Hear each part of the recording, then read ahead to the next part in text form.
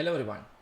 आज जो मैं सेक्शन एक्सप्लेन कर रहा हूँ आपको that is section 63 according to the BNS and that section defines rape. Okay, देखो रेप का सेक्शन है ना चेंज हो गया था पुराने लॉ में, दैट इज आईपीसी में सेक्शन अलग था, अब सेक्शन चेंज हो चुका है। बराबर। अभी सबसे इंपॉर्टेंट चीज़ ये है कि आप सोच रहे होगे कि ये डायग्राम के साथ मैं क्यों एक्सप्लेन कर रहा हूँ, बिकॉज जनरल टर्म्स में हम मानते हैं कि रेप एक जिस तरीके से हम सोचते हैं कि बस इसी तरीके से रेप हो सकता है, ठीक है, तो ऐसा ज़रूरी नहीं है। क्योंकि रेप की अगर आप डेफिनेशन पढ़ते हो तो उसके अंदर काफ़ी सारे ऐसे टर्मिनोलॉजीज है जो एक नॉर्मल इंसान को पता ही नहीं है कि ये भी रेप कंसिडर होता है। ठीक है, इसके लिए मैं आपको ये सेक्शन यहाँ पे एक्सप्लेन कर रहा हूँ आज। According to this section 63 rape होता क्या है। तो देखो, जैसे अगर हम लोग ये फीमेल का प्राइवेट पार्ट देखें तो इसके अंदर अगर हम देखेंगे तो ये जो है, ठीक है, जिसको हम बोलते हैं vaginal opening, so this is the part. Okay, उसके बाद ये होता है लेबिया मेजोरा, दिस पार्ट जो आउटर लेयर होता है। एक होता है लेबिया माइनोरा या मिनोरा बोलते लोग, ठीक है, that is a internal part. Okay, एक होता है यूरेथ्रल ओपनिंग, ठीक है, जो यूरिन के लिए यूज होता है, दिस पार्ट। ओके, और एक होता है क्लिटोरस, दैट इज ये पार्ट। ओके, अब यहाँ पे देखो, आगे जब हम डेफिनेशन पढ़ेंगे ना तो आपको ये पे काफ़ी सारे वर्ड्स मतलब मिलेंगे, तो आपको समझेगा कि अभी ये मैं क्या बोल रहा हूँ। ओके, जैसे देखो, सबसे पहले a man is said to commit rape if, कब वो रेप काउंट होता है, हर सेक्सुअल एक्टिविटी रेप नहीं हो सकती है। ठीक है, इसके लिए देखो, penetrates his penis to any extent into the vagina, any extent मतलब वो पूरा इंसर्ट हुआ है कि नहीं हुआ है, ठीक है, वो मैटर नहीं करता है। अगर पेनिट्रेट हुआ है, ठीक है, इंसर्ट हुआ है तो वो रेप काउंट होगा। ठीक है, इनटू वजाइना और यूरेथ्रा, ठीक है। अब this is the urethral opening जो ठीक है, ये पार्ट आपको दिख रहा है यहाँ पे, ठीक है।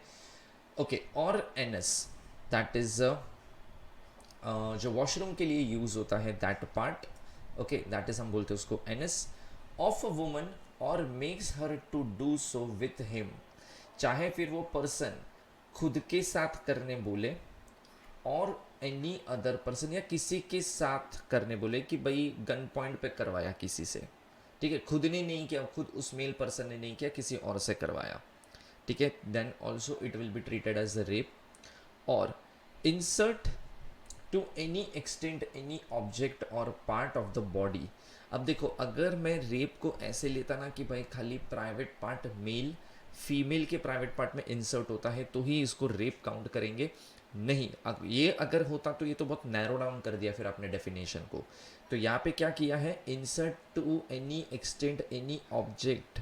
काफ़ी सारे ऐसे रेप केसेस आए कि जहाँ पे फीमेल के प्राइवेट पार्ट में काफ़ी सारे ऑब्जेक्ट को इंसर्ट किया गया है, or a part of the body not being the penis into the vagina, urethra, anus of a woman or makes her to do so with him or any other person, ठीक है।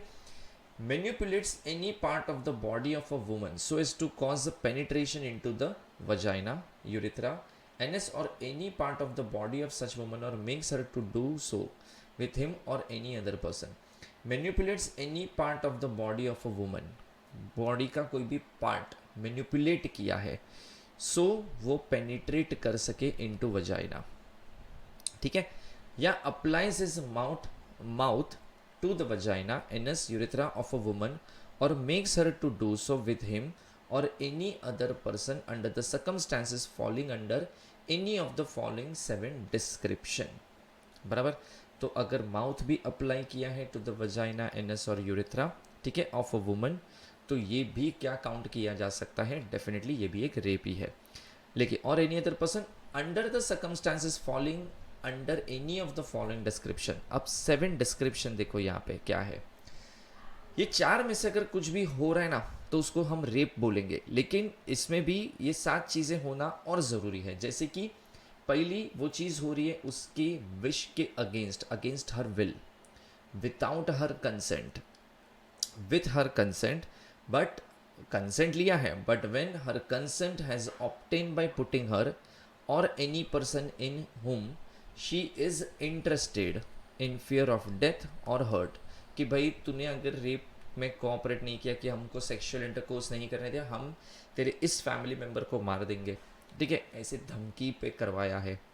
Okay, then with her consent, when man knows that he is not her husband and that her consent is given because she believes that he is another man to whom she is or believes her to be lawfully married. देखो क्या है यहाँ पे, with her consent मतलब उसका consent लिया है. When the man knows that he is not her husband, कोई पर्सन को पता है कि वो पर्सन उस लड़की का हस्बैंड नहीं है. And her consent is given because she believes that, but वो लड़की को ऐसा लगता है कि ये भाई मेरा हस्बैंड है, और उस लड़की ने उस इंटेंशन, उस सिचुएशन का फ़ायदा उठा के सेक्शुअल इंटरकोर्स किया. With her consent, when at the time of giving such consent by reason of unsoundness of mind, मतलब कोई अनसाउंड है. अभी जैसे अभी ऑब्वियसली अगर कोई लड़की अनसाउंड माइंड है, आपने उसको कुछ सेक्शुअल इंटरकोर्स पूछ लिया, अभी वो तो अनसाउंड माइंड है, उसको राइट और रॉन्ग नहीं पता है, और उसने कंसेंट दे दिया, तो आपने बोला हाँ, लड़की ने हाँ बोला तो मैं सेक्स कर लूँगा उसके साथ, ये भी रेप है बिकॉज उसका माइंड अनसाउंड कंडीशन में है. Or intoxication or the administration by him personally or through another of any stupefying or unwholesome substance, she is unable to understand the nature and the consequences of that to which she gives the consent. उसको right और wrong नहीं पता है, जैसे कि उसको intoxication किया गया है, बराबर. with or without her consent when she is under 18 years of age, minor है, ये minority का केस हो गया. and when she is unable to communicate consent, बेचारी बोल नहीं सकती है, सुन नहीं सकती है, तो ऐसे सिचुएशन में भी अगर किया है तो वो रेप ही है. ठीक है, अब यहाँ पे जो पनिशमेंट की हम बात करते हैं, तो देखो पनिशमेंट क्या है. whoever being a police officer commits a rape within the limits of the police station to which such police officer is appointed or any premises of any station house or in a woman in such police officer's custody, कोई लड़की police की custody में है और अगर उस police ने उसके ऊपर रेप किया, कोई पब्लिक सर्वेंट की कस्टडी में है और उसने उस लड़की के ऊपर रेप किया, being a member of the arm forces deployed in India, military है, अगर उनको कई जगह पे डिप्लॉय किया है और वहाँ पे उन्होंने कोई लड़की के ऊपर रेप किया, या तो मैनेजमेंट और the staff of jail, jail management या जेल के स्टाफ में से किसी पर्सन ने रेप किया, या तो रिमांड होम होते हैं या रिहैब सेंटर्स होते हैं जहाँ पे कोई लड़की को रखा गया है, अगर वहाँ पे रेप किया, मैनेजमेंट और on the staff of the hospital commits a rape on the woman in that hospital, hospital के स्टाफ या हॉस्पिटल के मैनेजमेंट ने रेप किया, being a relative guardian or a teacher or a person in a position of a trust authority towards the woman commits a rape during the communal और sectarian violence. ठीक है, violence के time पे जैसे communal tension हो जाती है कभी, जैसे मणिपुर में हुआ था, ठीक है, तो वो अगर ऐसी कंडीशन में रेप हुआ है.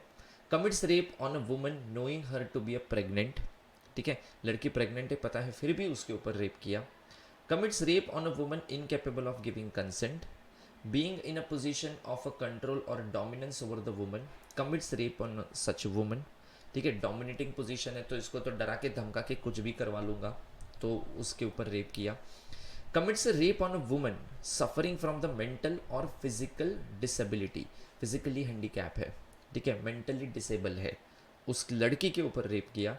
And while committing the rape cause grievous bodily harm, rape के टाइम पे बॉडीली हार्म किया गया है ग्रीवियसली, बहुत बुरी तरह से, और memes or disfigures or endanger the life of the woman, or commits the rape repeatedly on the same woman, जो दिल्ली रेप केस में हुआ था कि फिजिकली बहुत हार्म किया था उस लड़की को. तो ऐसे सिचुएशन में पनिशमेंट क्या है. So punish with the rigorous imprisonment for a term which shall not be less than 10 years, ठीक है, 10 साल का rigorous imprisonment, but which may extend to imprisonment for a life imprisonment आ सकता है. Which shall mean imprisonment for the remainder of the person's natural life and shall also liable to fine, मतलब यहाँ पे लाइफ इम्प्रिजनमेंट है, ठीक है, plus fine भी लगेगा, एंड फाइन है मतलब दोनों लगेगा. ठीक है, ये है सेक्शन 64 की यहाँ पे पनिशमेंट. लेकिन सेक्शन 65 भी है, whoever commits the rape on woman under the 16 years of age, अगर कोई लड़की के ऊपर रेप किया है जिसकी एज 16 साल से कम है, तो पनिशमेंट कितना हो सकता है? Rigorous imprisonment for a term जो 20 साल हो जाएगा और लाइफ इम्प्रिजनमेंट होगा। तो यहाँ पे भी अगर मैं इसको कंसिडर करूँ तो इस केस के अंदर जो पनिशमेंट हो जाएगी वो हो जाएगी life imprisonment plus, sorry life, हाँ मतलब लाइफ इम्प्रिजनमेंट प्लस फाइन। ठीक है, दोनों ही लगेगा, दोनों ही इस केस में अट्रैक्ट होता है। ठीक है, लेकिन एक चीज़ यहाँ पे नोट है, आपको वो याद रखना है, fine shall be just and reasonable to meet the medical expenses and the rehabilitations of the victim and all the fine is paid to the victim. यहाँ पे जो भी फाइन रिकवरी की जाती है वो फाइन ऐसा सोच के नहीं लिया जाता है कि ठीक है क्राइम किया तो एक पैसा ले लो भाई ताकि उसको मॉनिटरी पिंच हो। यहाँ पे मॉनिटरी पिंच देने का इंटेंशन कुछ नहीं होता है। यहाँ पे फाइन कलेक्ट करके जो लड़की है, जो विक्टिम है, ठीक है, उसको वो पे किया जाता है सो दैट उसके मेडिकल एक्सपेंसेस जिसने रेप किया वो पे करेगा। ठीक है, तो ये नए बीएनएस के अंदर है सेक्शन 65, 64। ठीक है, सेक्शन 65, 64 और ये आता है हमारा सेक्शन 63 जो पूरा रेप डिफाइन करता है। ठीक है,